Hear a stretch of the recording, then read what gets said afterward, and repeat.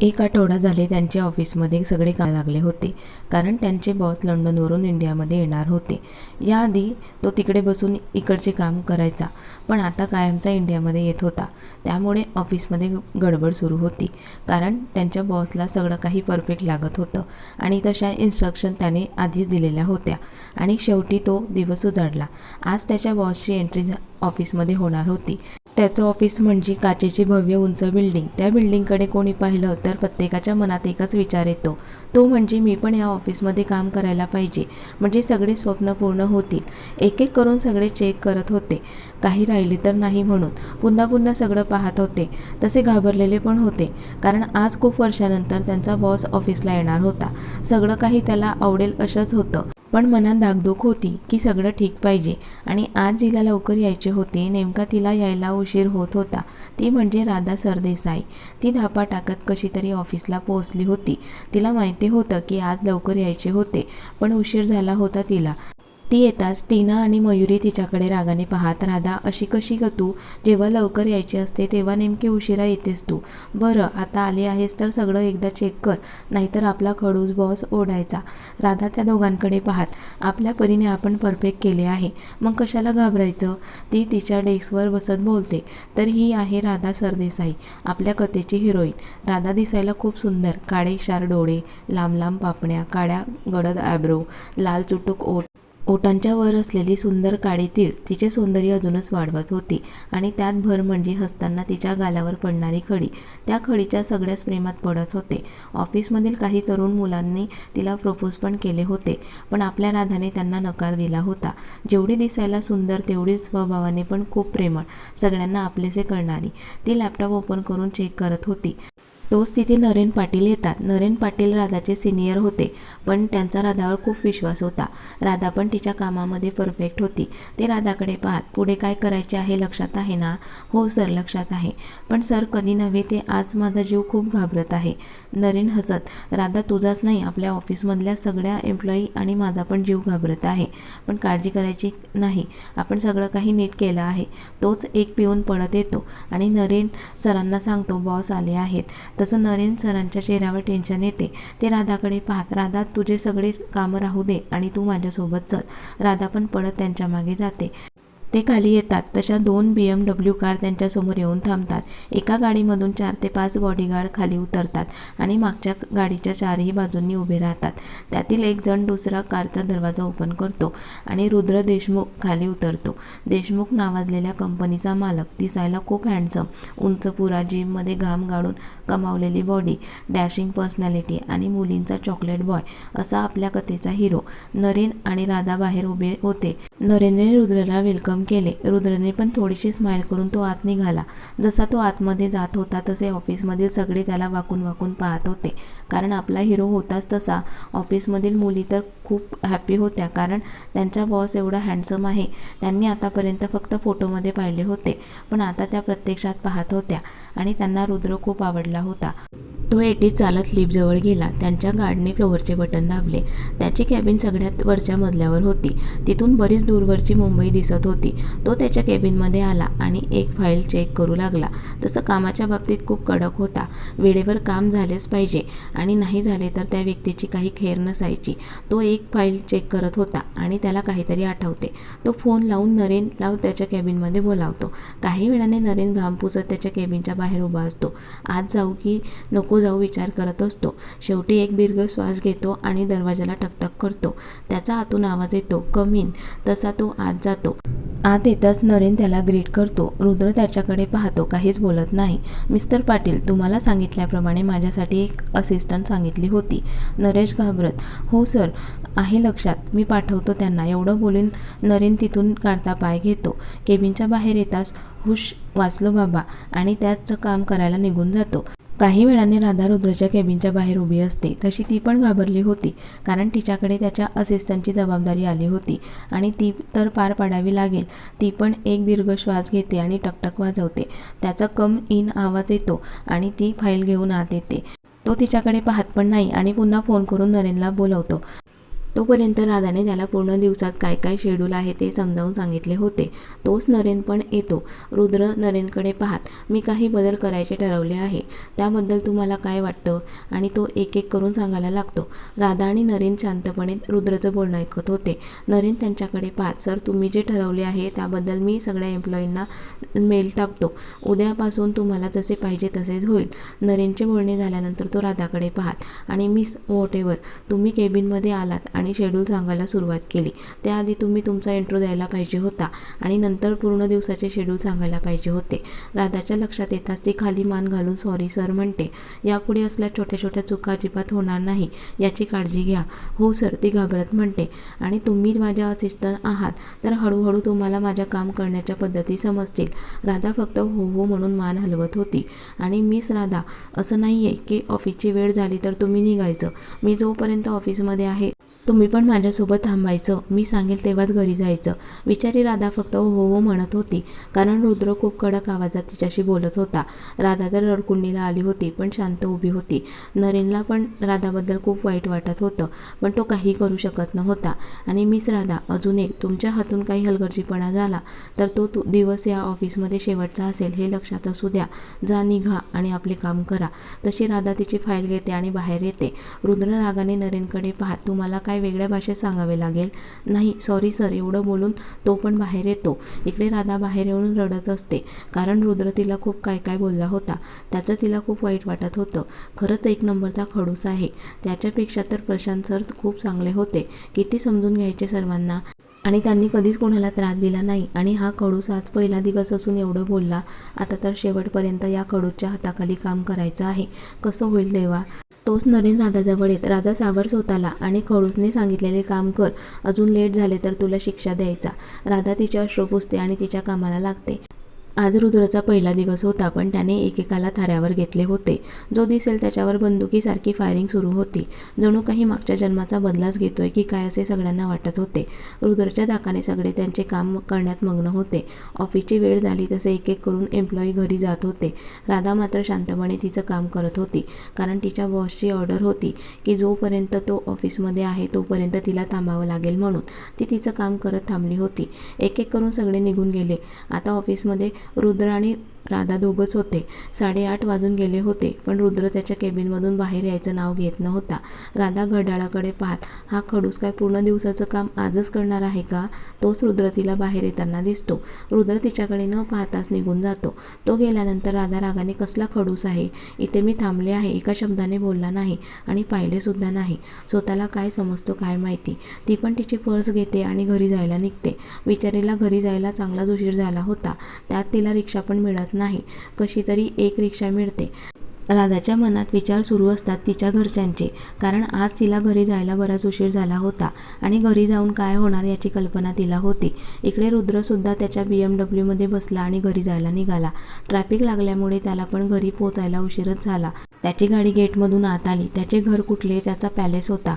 खूप मोठा पॅलेस, सगळीकडे लाईटच्या प्रकाशाने चमकत होता.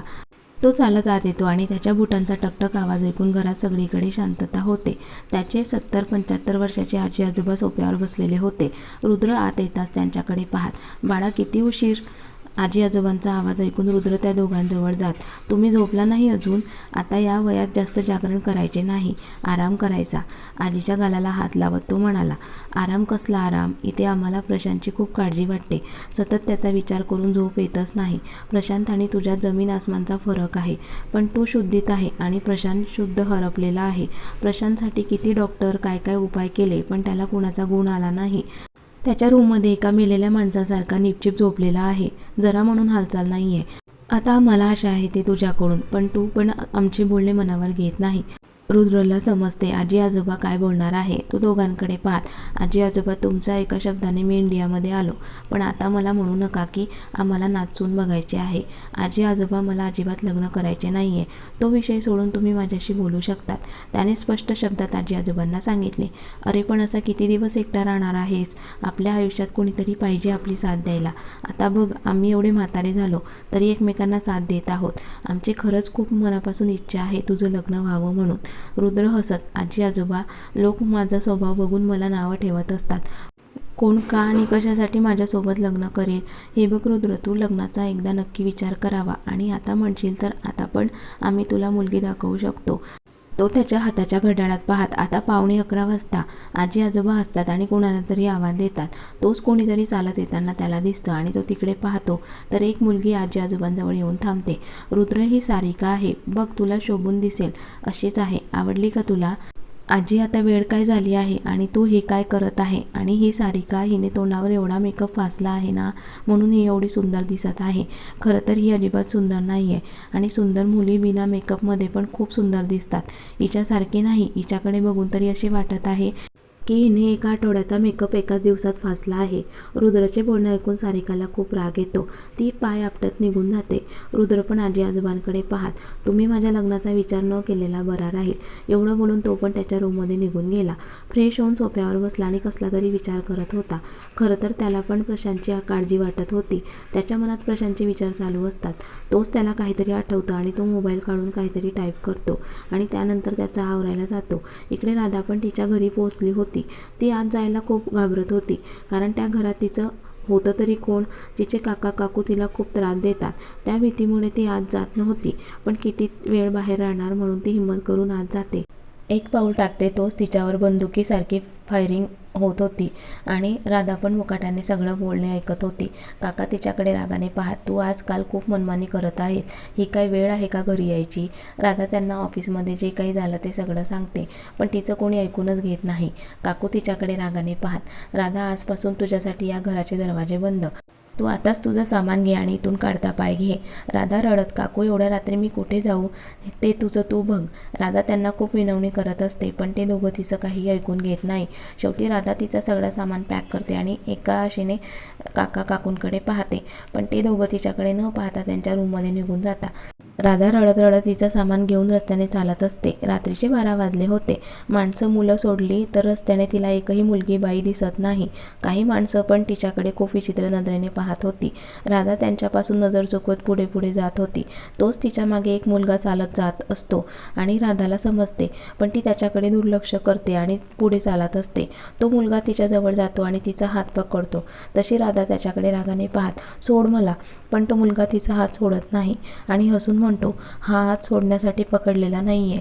तशी राधा त्याला जोरात धक्का देते आणि पुढे पळत असते. इकडे रुद्र पण त्याचा आवरून घराबाहेर पडतो आणि त्याची कार रस्त्याने जोरात पळवत असतो. इकडे राधा पण पळत असते आणि तो मुलगा तिच्या मागे पळत असतो. त्या गडबडमध्ये तिचा मोबाईल खाली पडतो आणि बंद होतो. ती चालू करण्याचा प्रयत्न करते, पण काही होत नाही. तोच तो मुलगा तिच्याजवळ येऊन तिचा हात पकडतो आणि तिच्यावर जबरदस्ती करण्याचा प्रयत्न करत असतो आणि राधा मदतीसाठी ओरडत असते, पण तिचा आवाज ऐकायला कोणीच नव्हतं. तोच तिला दूरवर एक कार येताना दिसते. ती आशेने कारकडे पाहत, आता हीच कार मला वाचवू शकेल म्हणून ती त्या मुलाला जोरात धक्का देते आणि पळत पळत येणाऱ्या कारच्या दिशेने जात असते आणि हात हलवून थांबा थांबा वाचवा ओरडत असते. कार जोरात असते. रुद्रला समोर एक मुलगी पळत येताना दिसत असते, पण ती लांब असल्यामुळे त्याला कळत नाही की ती राधा आहे. तो स्पीड कमी करतो तशी ती त्याच्या कारला आदळते आणि खाली पडते. रुद्र पण ब्रेक मारतो तशी कार थांबते आणि तो खाली उतरतो आणि राधाजवळ जाणार तोच राधाच्या मागून पळत येणारा मुलगा पण तिथे पोहोचतो आणि राधाचा हात पकडतो आणि तिला बाजूला नेत असतो. तोच एक कडक आवाज त्या मुलाच्या कानावर पडतो, तिला सोड, नाहीतर तुझे पाय तुझ्या हातात असतील. तसा तो मुलगा घाबरून जागच्या जागी थांबतो. राधा त्याचा हात झटकते. रुद्र जवळ येते आणि रडत रडत म्हणते, सर प्लीज मला मदत करा, एवढं बोलते. रुद्र त्या मुलाकडे रागाने पाहत, इथून शांततेत निघून जा आणि नाही गेला तर त्याचे परिणाम खूप वाईट होतील. रुद्रचं बोलणं ऐकून तो मुलगा पळून जातो. तो मुलगा गेल्यानंतर रुद्र राधाकडे पाहत, चल आत बस. ती घाबरत होती, काहीच बोलत नव्हती आणि जागची हलत पण नव्हती. ते बघून रुद्रला राग आला आणि तो तिचा हात पकडून तिला कारजवळ घेऊन आला आणि दरवाजा ओपन केला. तिच्याकडे पाहत, आत बस. तशी ती घाबरत आतमध्ये बसते. तो दुसऱ्या बाजूने आत बसतो आणि गाडी स्टार्ट करतो.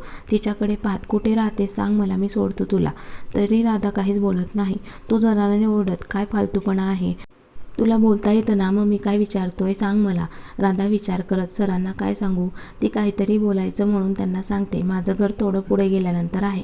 रुद्र तिच्याकडे शंकेने पाहतो, कारण ते दोघं ज्या रस्त्यावर असतात तिथे दूर दूरपर्यंत कुठेच घर न होते. तरी तो काही न बोलता गाडी चालवत असतो. तो गाडी चालवत असताना पुन्हा राधाकडे पाहत, तू खोटं बोलत आहेस ना, कारण इथे जवळपास कुठलेच घर नाही आहे. तरी राधा शांत असते. रुद्र स्टेअरिंगवर हात आपटत, देवा काय नमुना आहे ही. राधाच्या मनात विचार चालू असतात. आज सर वेळेवर आले नसते तर त्या मुलाने माझ्यासोबत काय केले असते. ते आठवताच ती जोराने ओरडते. तिचा आवाज ऐकून रुद्र पटकन गाडी थांबवतो आणि काळजीने तिच्याकडे पाहत राधा काय झाले म्हणून विचारतो. राधा पण भानावर येते आणि काही न बोलता रडायला लागते. तिला रडताना बघून रुद्र डोक्याला हात मारून घेतो. तो पुन्हा हळूवार आवाजात तिला विचारतो, राधा रडू नकोस आणि सांग तुला कुठे जायचं आहे, मी सोडतो तुला. ती रडत रडत बोलते, ते मला माझ्या काकांनी घरातून हाकलून दिले आहे. तिचं बोलणं ऐकून त्याला थोडंफार वाईट वाटतं, पण तो त्याच्या मूळ स्वभावावर येत, पण का काढले आहे त्यांनी बाहेर, तू काही कांड तर नाही ना केलेस. त्याचं बोलणं ऐकून ती रागाने त्याच्याकडे पाहते. त्याला समजते तो काय बोलला. तो शब्दांची जुळवाजुळव करत, ते मला तसं नव्हते म्हणायचे सर, आज मला घरी जायला उशीर झाला, त्या कारणामुळे काकांनी मला घरातून हाकलून दिले. माझ्यासाठी त्या घराचे दरवाजे कायमचे बंद झालेत. आता मी कुठे जाऊ. आणि ती पुन्हा रडायला लागते.